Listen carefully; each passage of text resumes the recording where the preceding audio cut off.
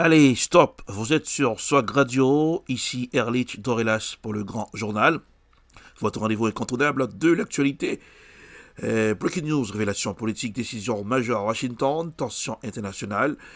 Nous analysons tout sans détour. Les informations les plus brûlantes commencent tout de suite, vendredi 20 février 2026. Dernier numéro de ce Grand Journal pour cette semaine, depuis le studio de Swag, dans la capitale des grandes écoles du monde, Boston, Massachusetts. Erlich Dorelas pour présenter le Grand Journal, Swag Radio, l'énergie, le flow et l'attitude, Swag Radio on air avec du style, Swag Radio, le son qui swag. Le gouvernement français a décidé de geler les avoirs du professeur Franklin Nyamsi, une mesure qui suscite déjà de vives réactions sur la scène politique et dans les milieux intellectuels. Selon des sources officielles, cette décision s'inscrit dans le cadre de procédures administratives et financières visant à bloquer temporairement les comptes et biens d'une personne faisant l'objet d'investigations ou de sanctions spécifiques.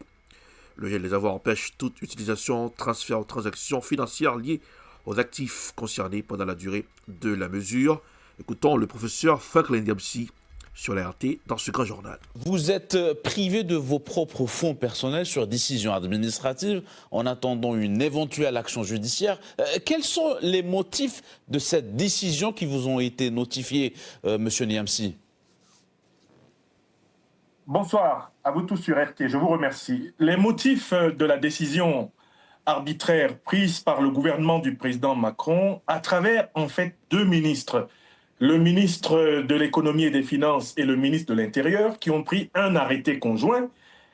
Les motivations qui sont avancées ne sont pas des motivations judiciaires, puisque l'exécutif français incarné par M. Macron a décidé de déplacer le palais de justice à l'Élysée.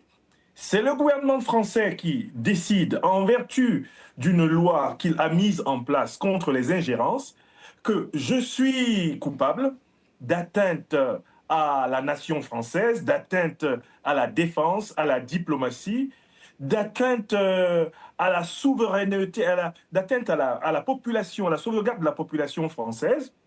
Et sur la base de cette décision unilatérale de M. Macron et de ses deux ministres, ceux de l'Intérieur et de l'Économie, il gèle tous mes avoirs et tous mes biens économiques en France, où je suis pourtant père de 4 enfants, dont 2 étudiants en études supérieures de 26 ans et 24 ans, et 2 jeunes enfants mineurs de 13 ans et 7 ans, avec comme unique source de revenus ce que je produis pour ma famille, donc mon épouse et nos quatre enfants.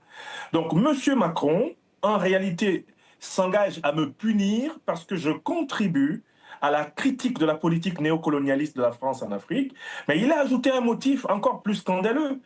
Il prétend que cette critique, je la fais sous l'influence de la Fédération de Russie et des gouvernements de l'Alliance des États du Sahel, le Mali, le Burkina Faso et le Niger.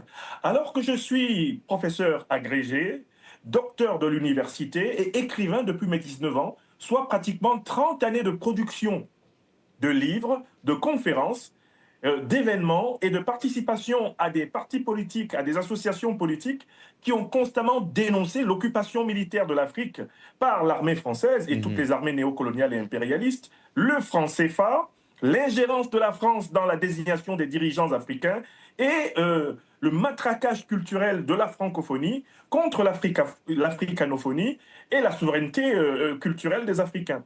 Je ne suis pas nouveau, je n'ai pas commencé mon engagement politique et intellectuel avec l'arrivée de M. Macron en 2017 au pouvoir en France. J'écris depuis 1992. Parlons des droits de l'homme aux États-Unis. Sous Trump, les États-Unis se retournent contre l'écosystème des droits humains. Selon Human Rights Watch, le retour de Trump à la Maison-Blanche représente une menace sans précédent pour la défense des droits de l'homme, a déclaré à Euronews le nouveau chef de Human Rights Watch. Écoutons les détails sur Euronews dans ce Grand Journal. Dans son dernier rapport annuel mondial, Human Rights Watch met en garde contre le danger qui menace l'écosystème mondial des droits humains. Le rapport indique que le monde a connu un déclin démocratique au cours des 20 dernières années, citant des pays comme la Chine et la Russie, mais les derniers signes avant-coureurs proviennent des États-Unis, déclare le directeur exécutif Philippe Bollopion à Euronews. And then there is the new player, the Trump administration, which has, experience L'arrestation du prince Andrew, l'ex-prince Andrew, c'est une arrestation sans précédent dans l'histoire récente de la famille royale britannique. La police a arrêté puis relâché Andrew Mountbatten Windsor, frère du roi Charles. Il aurait transmis des informations confidentielles à Jeffrey Epstein lorsqu'il agissait comme représentant spécial du Royaume-Uni pour le commerce international. Pour le prince déchu, c'est l'atterrissage brutal d'une chute amorcée il y a longtemps. Les détails avec Jean-Michel Leprince de Radio-Canada dans ce grand journal. La police, qui continue ses perquisitions dans la résidence de Royal Lodge, a annoncé l'arrestation d'un homme d'une 60aine d'années, dit le communiqué, pour faute dans l'exercice de fonctions officielles. C'est le roi Charles qui identifie l'homme en question dans un communiqué également, Andrew Mountbatten Windsor. J'ai appris avec la plus profonde inquiétude la nouvelle le concernant. La justice doit suivre son cours, dit le roi. Destitué de tous ses titres et fonctions royales dans le cadre de l'affaire Epstein, l'ex-prince Andrew est arrêté le jour de ses 66 ans. Ça a surpris tout le monde, peut-être aussi le roi Charles, parce qu'apparemment la police n'a pas informé le souverain ce matin quand on est allé arrêter Andrew. L'ex-prince Andrew a été envoyé spécial du Royaume-Uni pour le commerce international de 2001 à 2011. Il aurait alors transmis des informations confidentielles à Jeffrey Epstein. C'était comme un ambassadeur, en quelque sorte, il était un envoyé spécial, mais c'était un ambassadeur. Il devait protéger les intérêts de son pays. Donc, en quelque sorte, c'est une sorte de trahison, n'est-ce pas, aux yeux des Britanniques et, plus important, aux yeux de son frère, Sa Majesté le roi Charles. Personne n'est au-dessus des lois, affirme le Premier ministre britannique. Ce principe fondamental s'applique à tout le monde. Bien fait pour lui. C'est la réaction la plus courante à l'arrestation de l'ex-prince qui ne porte pas, il faut le rappeler, sur des relations sexuelles avec des jeunes femmes que lui aurait envoyées Jeffrey Epstein. Tous ceux qui ont été mêlés à Epstein, dit cet homme, ceux qui ont commis des actes illégaux, immoraux, devraient être arrêtés et jugés. Début 2026, parmi les millions de nouveaux documents liés à l'affaire Epstein par le ministère américain de la Justice, on voit notamment l'ex-prince agenouillé et penché au-dessus d'une jeune femme au visage caché. Des courriels invitant Epstein à Buckingham pour parler en privé, mais aussi une accusation d'agression sexuelle d'une deuxième femme. Une plainte d'une première femme, Virginia Giuffre, a été réglée à l'amiable en 2022 pour un montant estimé à plus de 12 millions de dollars. Cette arrestation au cœur de la famille royale est sans précédent dans l'histoire britannique. Il faut remonter au roi Charles Ier, décapité en 1649. Il faut remonter au XVIIe siècle. À l'époque où on avait tendance à couper la tête aux souverains, ce n'est plus le cas, mais voilà, dans le passé, il y a eu des scandales, mais l'institution monarchique est stable. L'affaire Epstein prend des proportions de plus en plus surprenantes. Jean-Michel Leprince, Radio-Canada, Montréal. Le président américain Donald Trump a indiqué jeudi se donner 10 à 15 jours pour décider si un accord avec l'Iran est possible ou s'il recourt au contraire à la force contre Téhéran. Nous devrons peut-être aller plus loin ou peut-être pas. Nous allons peut-être conclure un accord. Vous le saurez probablement dans les 10 prochains jours, a déclaré le président américain dans un discours à Washington devant ce conseil de paix qui tenait sa première réunion. Le récit est de David Gilberg de France 24 dans ce grand journal. Des avions ravitailleurs américains sur le tarmac de cet aéroport de Sofia en Bulgarie. Une indication supplémentaire que les troupes des États-Unis sont mobilisées et prêtes à intervenir si leur commandant en chef en donne l'ordre. Plusieurs médias américains annoncent de possibles frappes sur l'Iran durant le week-end qui vient. Depuis Washington, Donald Trump continue de souffler le chaud et le froid. Alors maintenant, nous allons peut-être devoir aller plus loin, ou peut-être pas. Nous allons peut-être conclure un accord avec eux. Vous le saurez probablement dans les 10 prochains jours. Il faut un accord significatif, sinon de mauvaises choses vont se produire. Selon le Wall Street Journal, le président américain pourrait opter pour des frappes visant à assassiner des responsables du régime iranien. Certains alliés des États-Unis préfèrent anticiper. C'est le cas notamment des premiers ministres polonais et israéliens. J'invite nos ressortissants à quitter immédiatement l'Iran et ne vous rendez en aucun cas dans ce pays. Si les ayatollahs commettent l'erreur de nous attaquer, ils feront face à une riposte qu'ils ne peuvent même pas imaginer. Autant de signes que les discussions indirectes amorcées entre Iraniens et Américains ces derniers jours, à Oman puis Genève, n'ont pour l'instant pas apaisé les tensions. Washington voudrait inclure dans un futur accord le renoncement de l'Iran à son arsenal de missiles balistiques et au soutien apporté à ses proxys régionaux. De son côté, Téhéran ne désire négocier qu'autour de son programme nucléaire et continue de faire valoir son droit à le développer de manière non militaire. Le programme iranien progresse conformément aux règles de l'Agence internationale de l'énergie atomique. Et aucun pays ne peut priver l'Iran du droit de bénéficier pacifiquement de cette technologie. Le régime iranien exige par ailleurs la levée des sanctions économiques pour faire avancer la voie diplomatique. Mais dans le même temps, les forces navales américaines sont désormais massivement présentes dans la région et la marine iranienne procède à des exercices conjoints avec la Russie en mer d'Oman. La République islamique d'Iran a adressé cette semaine une mise en garde solennelle à l'Organisation des Nations Unies. L'ONU affirma qu'elle répondra de manière décisive et proportionnée à toute agression militaire dirigée contre son territoire ou ses intérêts. Écoutons les détails avec CGTN News dans ce grand journal. L'Iran a averti le secrétaire général de l'ONU, Antonio Guterres, que toute agression militaire contre Téhéran serait suivie d'une réponse décisive. Dans une lettre de la mission permanente de l'Iran adressée à Antonio Guterres, la République islamique a déclaré qu'elle considérait toutes les bases, installations et actives des forces hostiles dans la région comme des cibles légitimes. La lettre a également évoqué les récentes déclarations du président américain Donald Trump, affirmant qu'elle signalait un risque réel d'agression militaire. L'Iran a averti.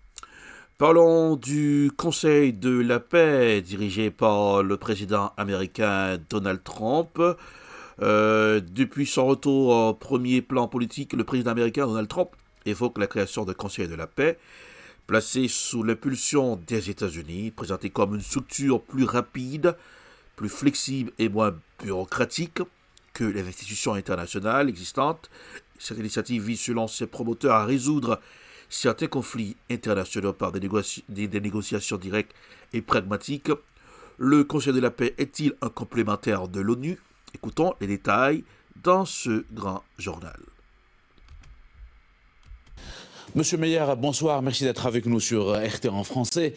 Alors, en ce qui concerne le lien entre ce Conseil de la paix et l'ONU, le président Donald Trump a évoqué une certaine complémentarité entre les deux organisations. Alors, peut-on dire aujourd'hui que ce Conseil de la paix est une alternative à l'ONU ou bien un appui additionnel ? Je dirais que c'est fondamentalement une alternative aux Nations Unies et je dirais que le discours de Marco Rubio à Munich a été très clair sur ce point.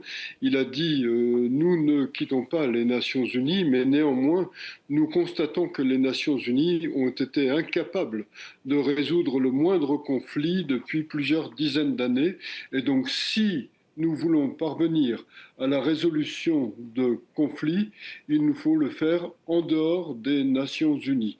Et effectivement, Donald Trump a, depuis le début de son mandat, de son deuxième mandat, résolu plusieurs conflits. Et je dirais que la Russie est la bienvenue dans ce Conseil de la paix. Ce Conseil de la paix a pour but l'efficacité et la résolution effective des conflits qui existent encore aujourd'hui sur la surface de la planète. Et Donald Trump étant à la tête de la première puissance du monde, il pense logique de peser de tout son poids pour continuer à parvenir à des accords de paix. Et c'est ce qu'il fait par rapport au conflit Russie-Ukraine. Il y a un blocage qui vient essentiellement de la partie ukrainienne et des dirigeants européens qui soutiennent l'Ukraine. Ce blocage devra être résolu. Je pense que Donald Trump se donnera les moyens qu'il soit résolu. Donald Trump entend aussi remettre au centre du Moyen-Orient la possibilité d'un accord de paix et c'est ce à quoi il travaille actuellement avec ce Conseil de la paix. Justement, M. Meyer, il y a le conflit en Ukraine et il y a aussi le conflit à Gaza, qui était, on va dire, à l'origine de la création de ce Conseil de la paix.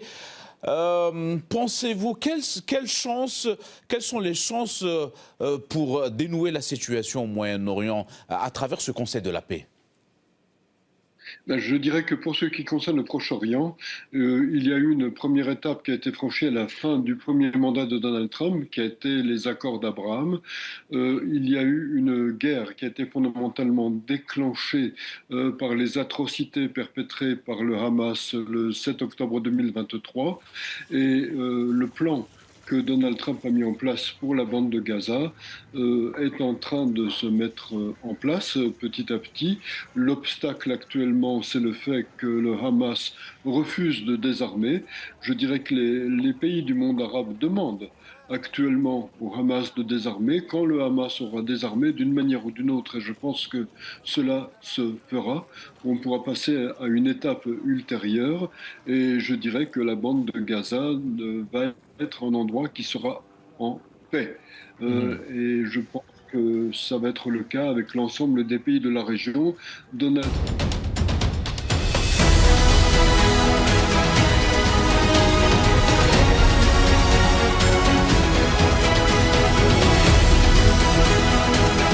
Vous suivez le grand journal sur Swag Radio avec Erlich Dorelas, Swag Radio, l'énergie, le flot et l'attitude. Passez la commande à Alexa Open Swag Radio pour écouter Swag Radio 24 heures sur 24, en air avec du style. Swag Radio, l'énergie, le flot et l'attitude. Pour rester bien informé, info 5 sur sans bavure, P-News, les infos à la vitesse de la lumière sur Facebook et sur WhatsApp. Allez à Brothers Café Créole, les mets sont délicieux. Brothers Café Créole de Place to Be au 299 Main Street Everett. Chiffrez le 617 294 14 25. La cuisine haïtienne est sans limite à Brothers Café Créole. Très bientôt sur Radio dans les smartphones et sur Radio déjà sur Facebook et sur YouTube. En Argentine, les députés argentins ont adopté dans la nuit de jeudi à vendredi la loi sur la réforme de la législation du travail voulue par le président ultralibéral Javier Milei, après une journée de grève générale ponctuée d'incidents qui a mis le pays à l'arrêt. Le récit de Victor Faubert dans ce grand journal.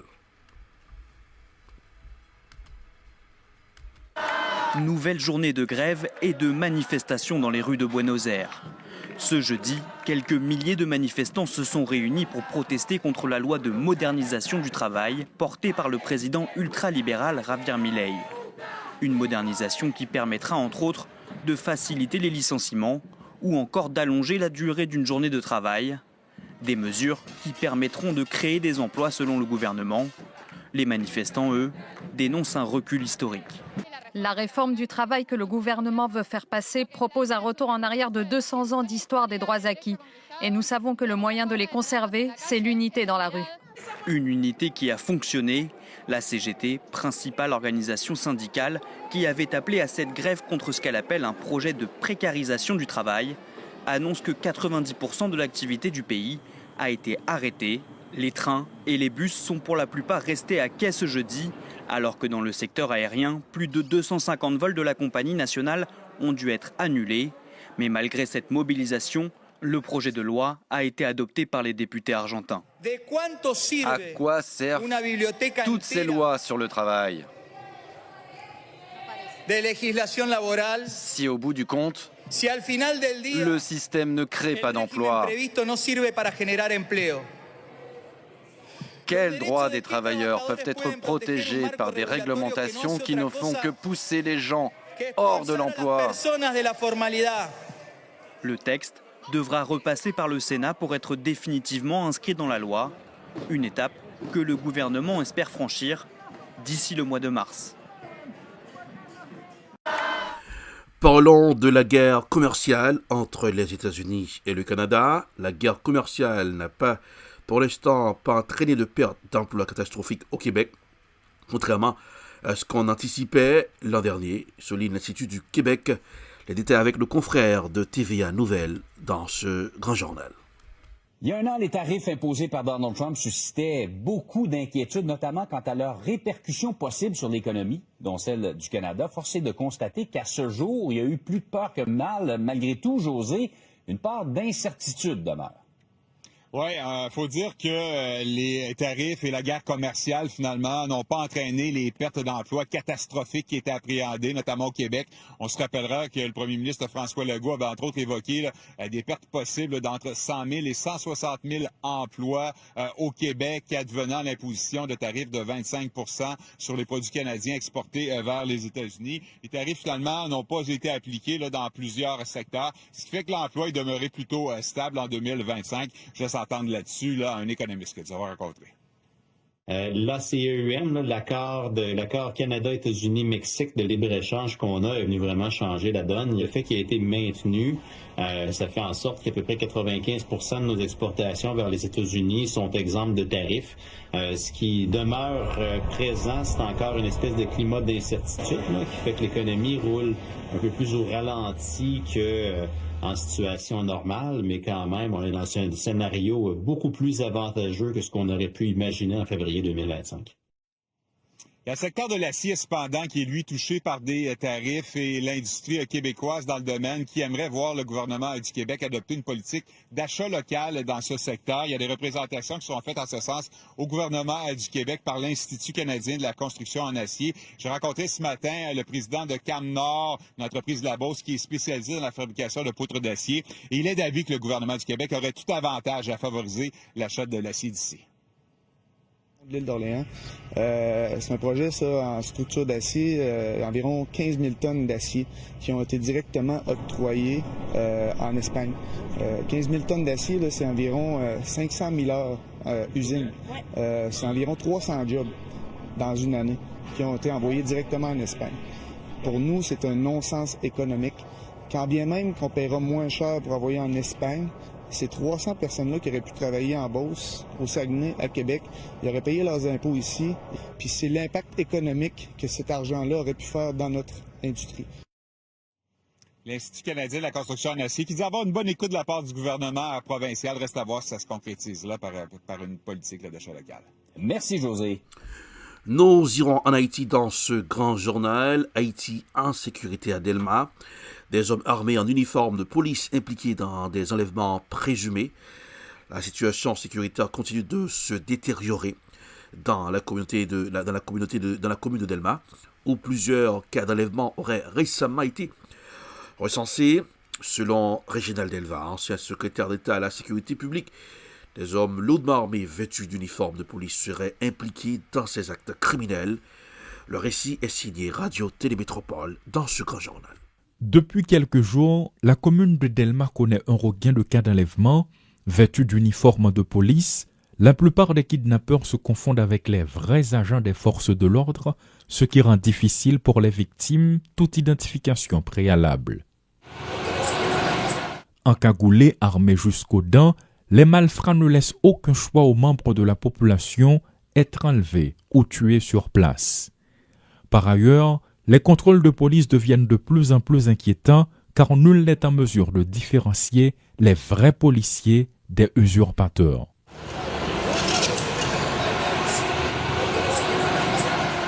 Fort de ce constat, l'ancien secrétaire d'État à la sécurité publique, Réginald Delva, adresse ce problème. Parce que moun gan fasoua qui gagne uniforme la police sous lui, la police gon silence que me trouvé qui alarmant par rapport à la situation ça. Nous t'ai parlé de lui dernièrement, nous t'ai dit que machine la police supposée clairement identifiée et la police supposée dit nous tout qui gens nous-mêmes qui moun qui autorisé camper dans la rue, qui moun qui autorisé d'où descendre machine là parce que qu'on y a nous bandits utilisons méthode c'est dit moun nan que c'est BLTS qui vient bon des CPJ. Parce que je connais pratiquement le bureau de CPJ et pour qui ça tout fait, c'est parce que les bandits a tout la suivre comportement vrai la police là dans la rue. La police là tout même la font vraie opération ou gon confusion dans tête. Ou pas connait si sont vrais. Parfois on pense son moun yo kidnappé, l'autre kounya là c'est démarche l'autre son moun arrêté. Depuis le début de l'année, les cas de kidnapping ont augmenté dans la commune de Delma en raison de 2 jusqu'à 4 enlèvements par jour. Les quartiers ciblés par les ravisseurs sont Delma 31, 33, 65 et 75. Il y a des gens qui sont vigilants, il y a des otages qui témoignent que ils ont ouais que pratiquement ils prennent parce que ils identifient un tennis qui est en pied nègre là et ils identifient gain bot, ils identifient gain tennis, mais encore une fois, ça va dépendre de réflexe ou ka conscient que ou gatan prend la mira. Mais cependant, ça me grand face au il va dépendre de qui machine ou là-dedans, il va dépendre de expérience ou, il va dépendre de qui moun ka voir dans machine ou ka vle envie échapper corps. Mais le regard où ou gen petit ou madame ou maro dans machine ou ben employé aux hommes avant machine gen 4-5 moun côté ka baisser tête ou plonger. Pendant que la population devient une proie facile pour les bandits, les autorités policières demeurent silencieuses. Et quant aux uniformes de police qu'utilisent les ravisseurs, l'institution n'a pas encore élucidé cette situation, autrement dit silence radio. Plus d'un commence à se demander si des policiers ne sont pas réellement impliqués dans ces rats par répétition. Si tel est le cas, la réponse serait difficile à trouver car policiers, pas fouiller machine policier. Parce que c'est des gens effectivement en uniforme de police qu'en pleine rue, c'est pas un bail, on n'est qu'à faire un petit corridor, non? Là, on fait en pleine rue, en plein jour. Donc là, on va demander autorité, qui quitte le fait une fois, on ne change pas une équipe qui gagne. Le fait que bandit a fait une fois, 2 fois, où elle marche. Où la police est belle, elle fait opération belle, elle présente un uniforme que le déjoint. Donc la police découvre uniforme, mais pas nous. Si uniforme c'est faux uniforme ou bien si c'est vrai uniforme. Est-ce que le cas retracer uniforme ça pour qui nous note? Est-ce que c'est policiers qui les victimes attaquent ou bien c'est des policiers effectivement qui l'engagent? Alors que l'institution policière fait l'objet de nombreuses critiques concernant la gestion de la situation sécuritaire, des membres de la population vivent de plus en plus dans la peur. Dans cette confusion totale où des hommes armés, encagoulés et vêtus d'uniformes de police agissent comme les agents des forces de l'ordre, le citoyen n'a d'autre choix que de subir la loi du plus fort.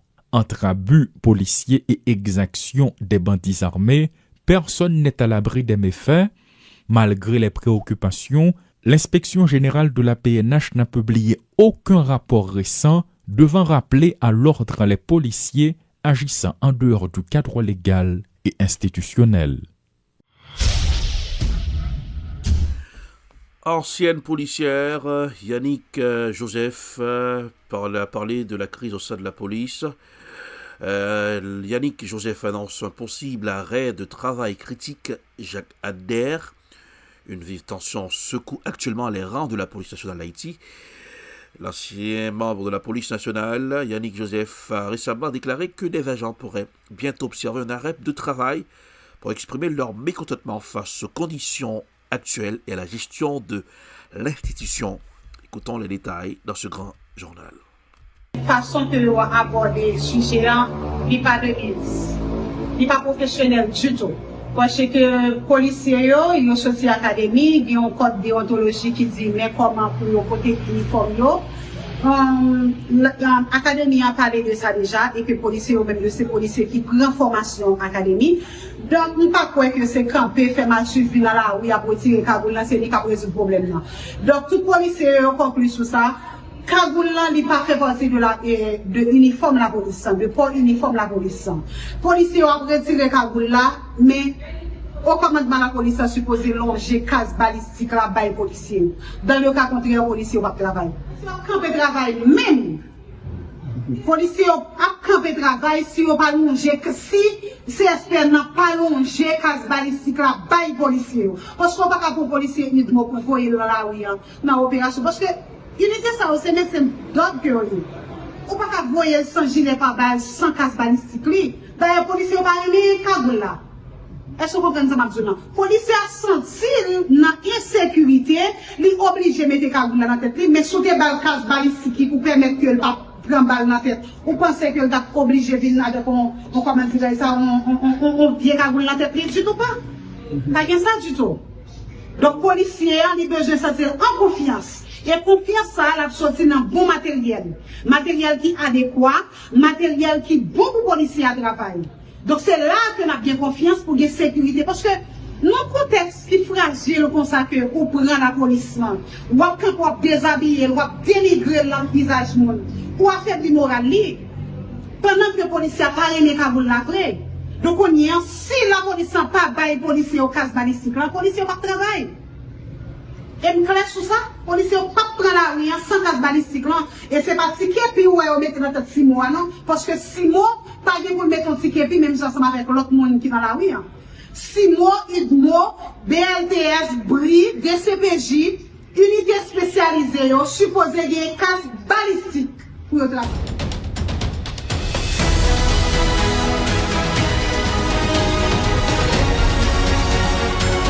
C'est la fin de ce grand journal pour aujourd'hui, vendredi 20 février 2026. Couleur du temps, température maximale prévue environ 37 degrés Fahrenheit, température minimale prévue environ 31 degrés Fahrenheit. Temps nuageux avec mélange de neige, pluie verglaçante et pluie possible, surtout l'après-midi en soirée, ce qui peut rendre les routes glissantes. Vent léger, à modéré risque d'averses mixtes en matinée, mi-journée, conditions hivernales persistantes. L'air restera froid, proche des normales de février pour Boston. En moyenne, 28-37 degrés Fahrenheit pour le mois. Il y a une possibilité de précipitation hivernale intermittente au cours de la journée. C'est la fin, oui, vendredi sera froid et typiquement hivernal pour Boston, avec des températures de 30 et 37 degrés Fahrenheit. C'est la fin de ce grand journal. Passez un excellent vendredi pour présenter le grand journal Erlich Dorelas depuis les studios de Swag dans la capitale des grandes écoles du monde, Alexa Open Swag Radio. Swag Radio avec vous, pour vous, chez vous, tous les jours, on air avec du style. Swag Radio. Oui, très bientôt on est smartphone. Hey, les infos se cachent sur Sub Bavure, c'est l'affaire de P-News. Sur WhatsApp et sur Facebook, votre référence en matière d'infos, P-News. Et allez, Borgia Brothers, Café Créole, 299 Main Street, Everett. Chiffrez le 617 294 1425. La cuisine haïtienne est sans limite. Joyeux week-end. N'oubliez pas de garder le sourire, car le sourire, ça rajeunit le visage. Au revoir, à lundi.